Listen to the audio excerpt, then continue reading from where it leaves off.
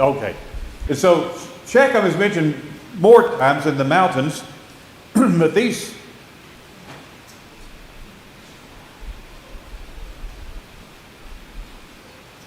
Going here.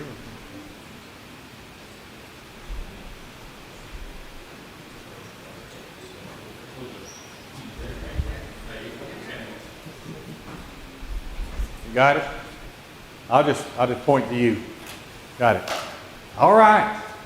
Next slide. In this particular area,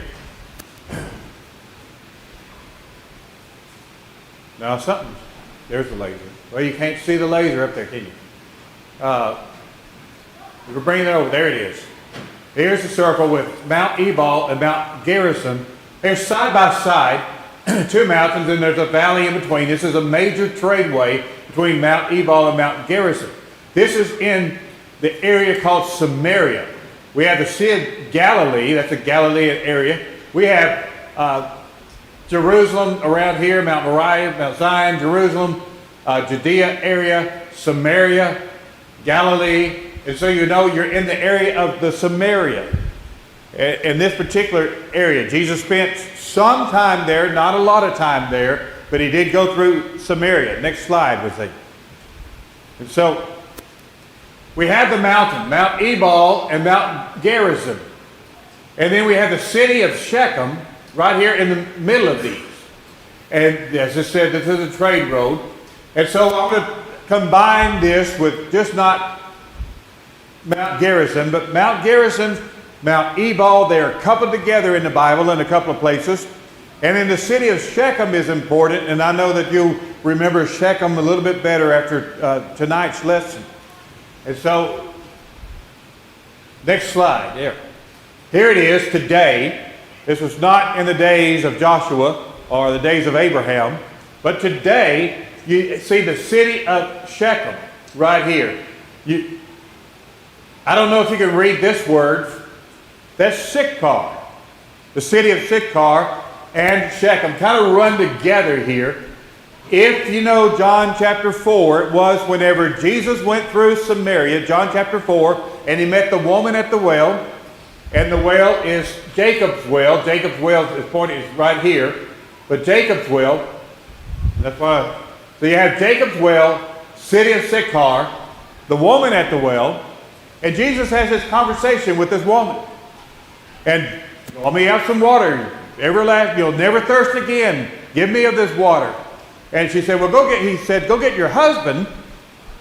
And she said, well, I don't have a husband. He said, I know. You've had 5. And the man you're with is not your husband. And she changed the topic. You know what she said? We worship in this mountain. There's a Samaritan, ruins of a Samaritan temple right here. It says, we worship in this mountain, and you worship in Jerusalem. And then Jesus talked about worshiping God in spirit and truth. And so John chapter 4, this place, around this area, somewhere there at Jacob's well, they talk about worshiping in the mountain. And there's a great significance why she would say, we come to this mountain to worship, Mount Gerizim. So next slide. In the city of Shechem, it's mentioned over 50 times. The city of Shechem is mentioned. We're not going to go through all those. We're going to hit some highlights on the city. It said Abraham arrived at the place of Shechem. Genesis chapter 12 is whenever God said to Abraham, get you up from your land, go to the land I will show you. And he makes the promises that his seed will be as numberless as the sky, stars in the sky, as the sands in the sea. He said, through you and your seed shall all the nations of the earth be blessed. But he also made a promise, this land. Abraham was standing at Shechem, Mount Moria, Mount Gerizim, and Mount Ebal were there before him. He's standing right here, and that's significant. Later on we'll see this. But he's standing at this place, the valley where Shechem is, the two mountains there, and he looks around, and God said, you see all this land? This land will be to those who are your descendants. And so he's looking, he's looking at Mount Moriah and Shechem, and God makes this promise, renews this promise to Abraham. So Abraham builds an altar at Shechem. Genesis 33, Jacob comes. Now the Bible doesn't say that Jacob built the well at Shechem, but history says that is Jacob's well. Well noted, tradition says, the Jews know this is Jacob's well. But Jacob went there to Shechem, and Genesis chapter 33. Joshua, in Joshua 20, Shechem is designated as a city of refuge. And so there's importance in the Jewish history with the city of Shechem. Next slide. Joshua chapter 24. We're going to end with Joshua chapter 24. This is the last chapter in the book of Joshua. This is the end of Joshua's life whenever the children of Israel meet together at Mount Ebal and Mount Gerizim, and they renew God's covenant, and then Joshua dies. Not the same day, but the same chapter. They renew the covenant there at Mount Gerizim and Mount Ebal. Joshua chapter 8 is where we're going to start with when we start this. And so go ahead and turn to Joshua chapter 8, verses 30 through 35, and we'll read about the mountains there. Judges chapter 9, the side of Abimelech's rule. The men of Shechem, in Joshua chapter 9, the men of Shechem go to Abimelech and say, we want to make you king. This is the time of the judges. There is no king in Israel. And so the men in the city of Shechem said, we won't. In fact, they did. They made Abimelech king. And so Jotham goes and gives this little parable about the olive tree said, make me king, and the fig tree said, make me king, and the bramble said, make me king, and the bramble was king. And he's talking about it's not good to have a king. Joshua chapter 9. But that takes place. The men of Shechem gathered together and had Abimelech king. Now, 1 Kings chapter 12, Rehoboam, Rehoboam and Jeroboam. Jeroboam was a son of Solomon. And he said, I'm going to double your taxes. Rehoboam said, come with me and we'll separate ourselves from Jeroboam.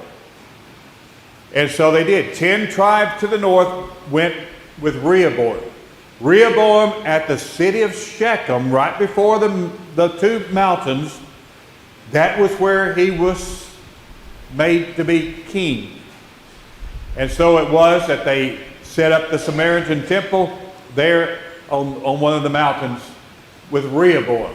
All Israel gathered together to make him king. Well, the 10 tribes of Israel made him king. 2 tribes of Judah, Benjamin and Judah, stayed at Jerusalem. Jeroboam was king. The city of Shechem. That's just some history with there. Next slide. Mount Gerizim is called the Mount of Blessings. Mount Ebal is called the Mount of Cursing. They had these names from Joshua chapter 8 and Joshua chapter 24. And it was whenever they came to the city of Shechem. Now this is modern day Shechem. This is not whenever Joshua got there. There was a town there, but it wasn't like this. And so don't think this is Shechem. They didn't take a picture of Shechem back then. So we don't have a picture. But here it is. And that's why I chose this. Mount Gerizim and Mount Ebal go together. One is the Mount of Blessings. One is the Mount of Curses. And just put that in the back of your mind. Forever in Jewish history, forever in Jewish tradition, we have these mountains. One is the Mount of Blessing. One is the Mount of Cursing. Where would you want to live? Well, yeah. Next slide. Here's the mountainous range, Mount Gerizim. You see how tall it is, how Mount Ebal on this side.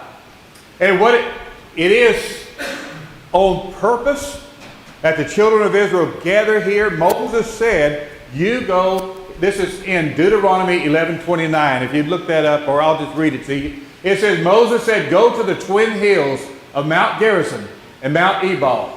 Stand on the Mount Gerizim. Remind everyone about the Lord's blessings, Mount Gerizim. From Mount Ebal, remind them about the curse. And so it was that Moses did not enter into the promised land. But Moses said, when you get to the promised land, the children of Israel, half of you will stand on Mount Ebal, half of you will stand on Mount Gerizim. If whenever we have this, then let me look at my notes here just a second. Whenever it was in Joshua chapter 8, let's turn to Joshua chapter 8 now, and we're going to read a little bit there. Start at verse 30.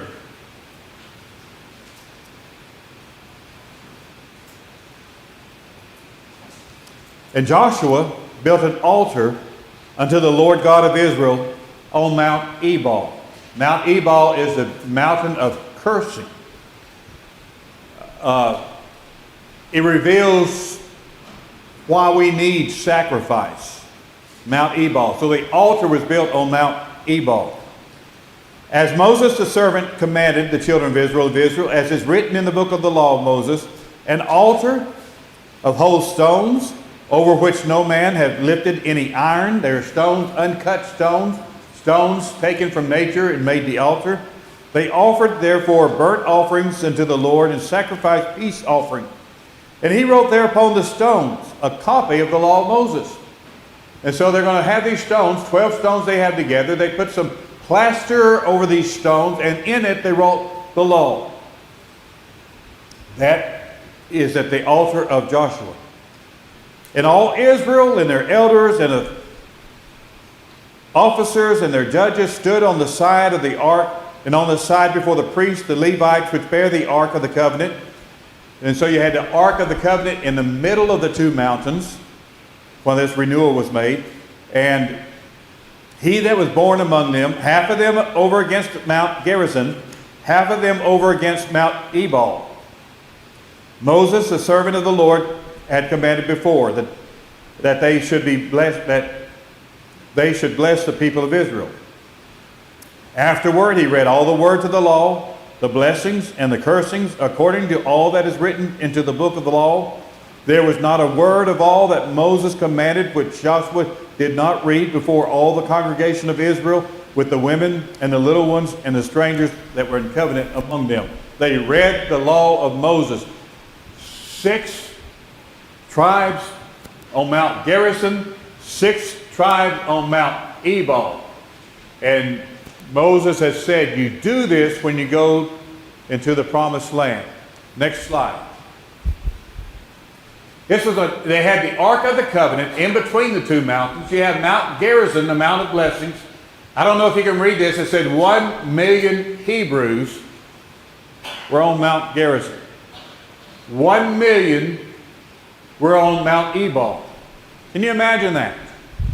You're gathering together all the tribes, 6 tribes on one mountain, 6 tribes on the other mountain, and Joshua is there reading the law. It's kind of a natural amphitheater. You can hear as the mountains are there, but he's reading the law, and the people are there. 1 million on one side, 1 million on the other side. Next slide. You have Simon, Levi, Judah, Issachar, Joseph, Benjamin on the Mount Gerizim. Now, if you know the 12 tribes, if you know the sons,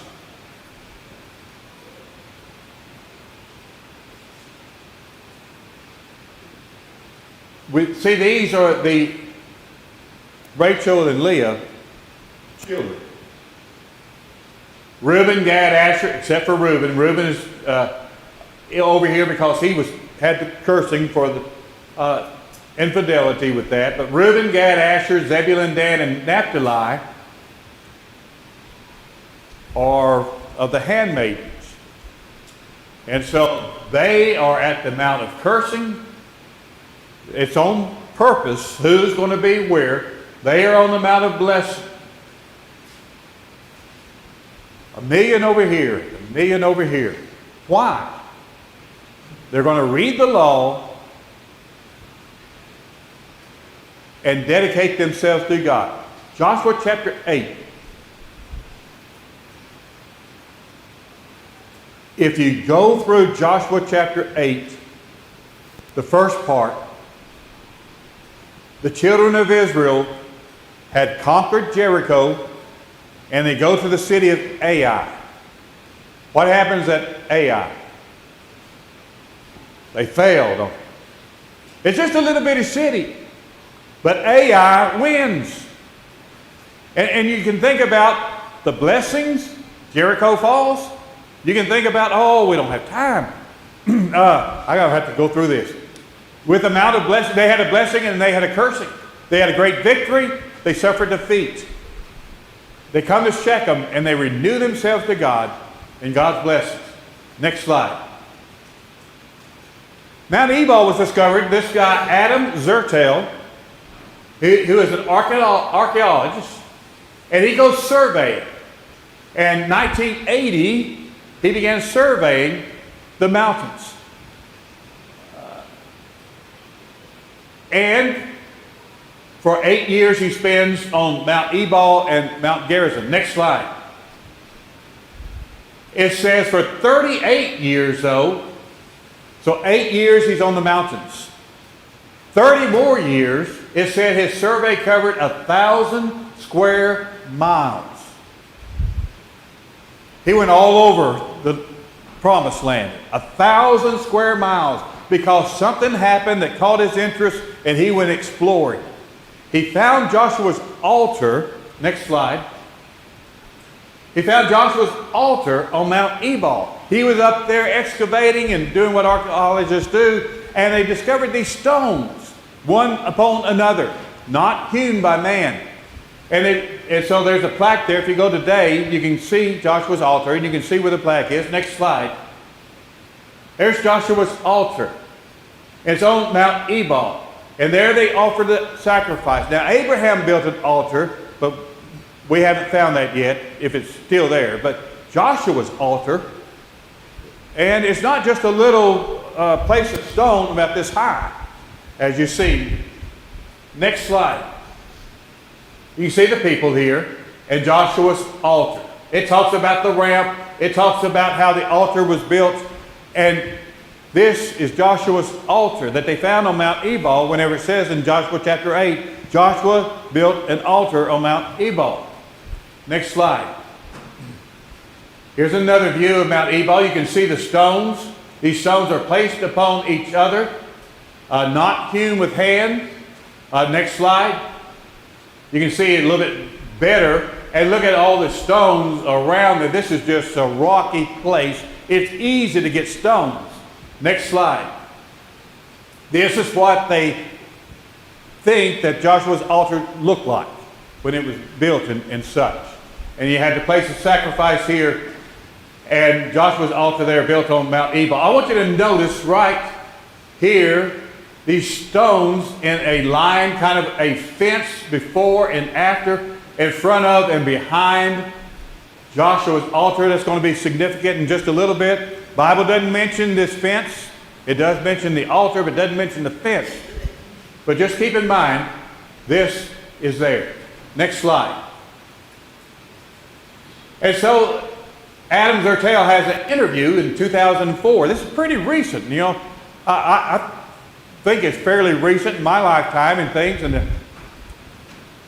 it may not be in your lifetime. You may not have been born, but this is pretty recent in my lifetime. 2004, talking about, he said, like most fellow Israeli archaeologists, he did not believe the Bible stories of the Exodus to be true. He said most anti-biblical forces in archaeology are professors of various universities in Israel. Many Christians and Jews are surprised this would be the case, and I am surprised too, that if you teach archaeology in the land of Israel, why aren't you a believer? Next slide. All that changed. He was a Bible thrashing archaeologists. All that changed in 1983. He found the altar in 1980. For 3 years they excavated it. It says he suddenly realized it was the site of Joshua's altar. Well, that's what the interview says. Reading more about it, it was one of his students, a Bible student, that said, I remember in Joshua chapter 8, Joshua built an altar here, and they described the altar in the Bible, and that was what the altar looked like. Thurtell said, I believe what the Bible says is true. The altar is here. They gathered here. The Exodus was right. Next slide. The mountain of curse, where it says Joshua built an altar, but they found a tiny amulet. And it is known as one of the curse tablets. Next slide. They found this amulet, and we can't read it here, but they found ways to read it. And they found the writing, and this is what it said. Next slide. This is in 2019 also. They found his amulet in 2019. I mean, just fairly recently, discoveries about what's happening. It said, this is what it said. Can you read it? It says, cursed, cursed, cursed, cursed by God. YHW. We say Yahweh, but the Jews only had these letters, YHW. We insert the values and call it Yahweh. You will die cursed, cursed, you will surely die, cursed by Yahweh, cursed, cursed, cursed. That's the mountain of cursing, isn't it? It's not the mountain of blessing. Whenever we don't read this in the Bible, but we read this inscription left over, found in 2019, supporting Mount Ebal, the Mount of Curses. Next slide. After the altar, it says there are the altar of Joshua is positioned in the middle of a huge foot-shaped enclosure made of stones. These enormous footprint structures, they've been found from Gilgal to the Jordan Valley in Shechem, and they may be connected to God's promise that He would give the land to wherever they walk. Look at the next slide. It says, the Lord will drive out these nations before you, and every place that your soles of your feet shall tread shall be yours, from the wilderness and Lebanon, from the river to the river Euphrates, even to the uttermost of your sea. Wherever you place your foot, it will be yours. Look at Joshua 1:3. Every place that the sole of your foot shall tread, I have given to you. And they found these enormous footprints there in the promised land. Look at the next slide. There are 6 footprints throughout the land of Israel. We won't have time to go through. We'll look at these in just a minute, but there's 6 of them here. Let's look at the next slide. They are anywhere from 816 feet long to 228 feet wide, covering from 4 acres to 2.5 acres. Huge footprints. Let's look at the next slide. They're found in 6 areas. Can you see these? And the names here, and then maybe the next slide. Look at the next slide. And just want to see, this is around, you have Jerusalem here, and here's a footprint around near Jericho. You go up the Jordan Valley, there are 3 of these found along the Jordan Valley. You hear on Mount Ebal is a footprint, over in Unuk is another footprint. Let's look at some of these. Next slide. Here's Joshua's altar. And surrounding there is stone hewed in here, and it makes this sandal impression. They began exploring the altar, and then they got out, and these stones are special. They're not just laying on the ground. A trench was dug, and the stones were in the trench. They know that it was on purpose that these stones are placed there, and it's in the shape of a sandal around Joshua's altar. Next slide. Thurtell calls these Gilgalim, and this is the one, this is just a couple of miles down the road from Mount Ebal. Another, and you can see probably more distinctly, a giant footprint, as it's mentioned here. You can see the outline of the sole. Next slide. This is the largest. It's about 4 acres as you go through and see this footprint made of stone, outlined in stone. There's 6 of these found throughout Israel. Next slide. You can really see this one. There are 3 of these in the Jordan Valley. As you go through around wherever, we'll look at these. Isn't that amazing? Can you see that? It's very distinct. Look at the next slide. This one is found in the Jordan Valley, 816 feet long, about 3 acres.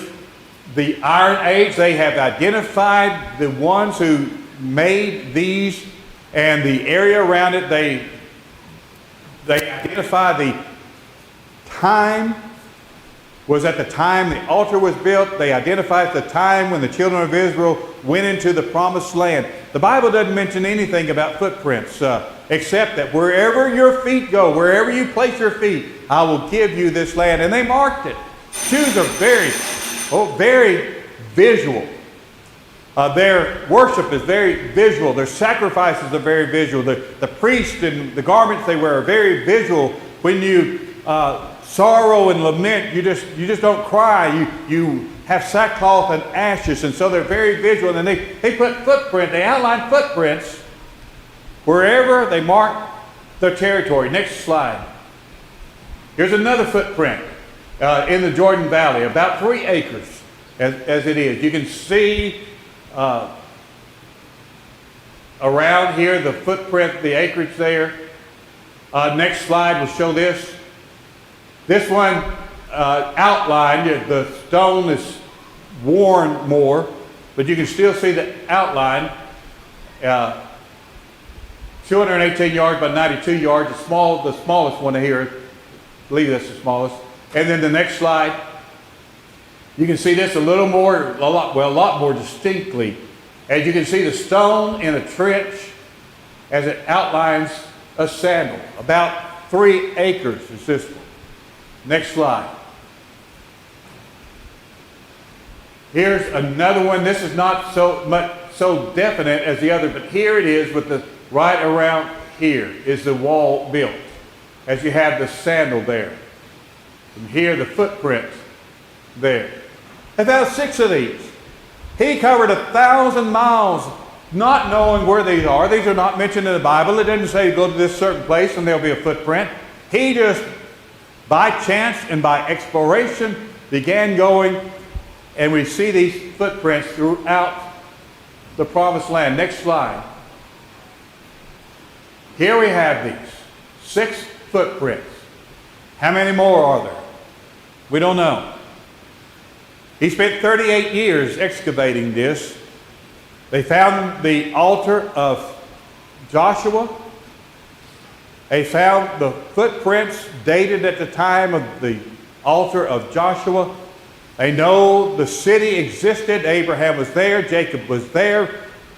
Joshua was there. The Mount of Blessings, the Mount of Cursings, and the amulet saying, cursed, cursed, cursed. So now we get to my lesson.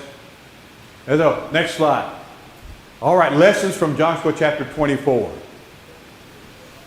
In Joshua chapter 8, whenever the children of Israel came together at the city of Shechem, and they were on each side of Mount Gerizim and Mount Ebal, they had just gone into the promised land.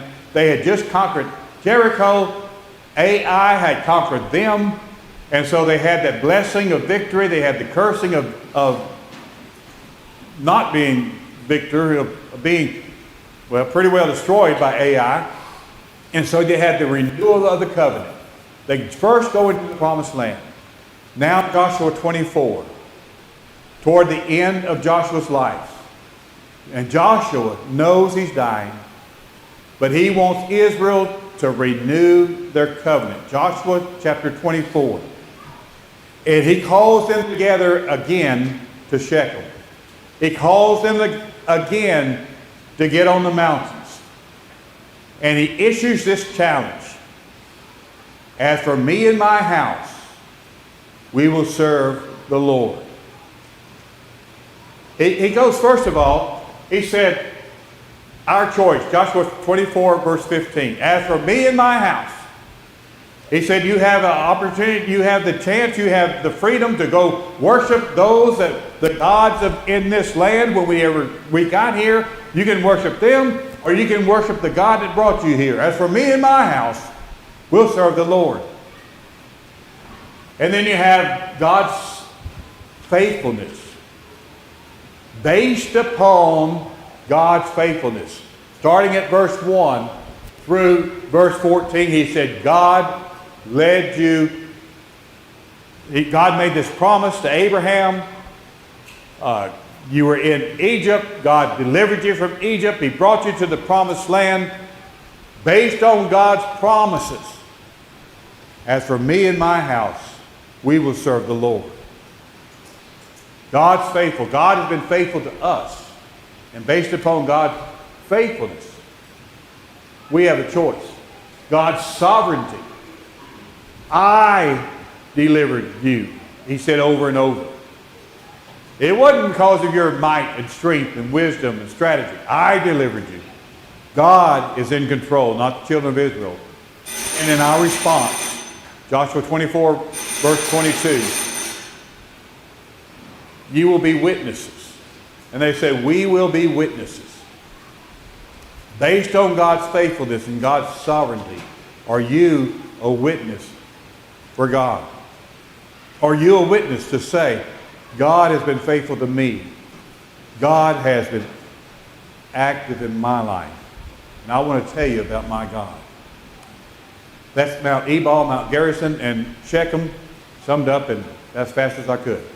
But thank you. Thank you for your attention. And it's fascinating to go back and see what has been discovered very recent year.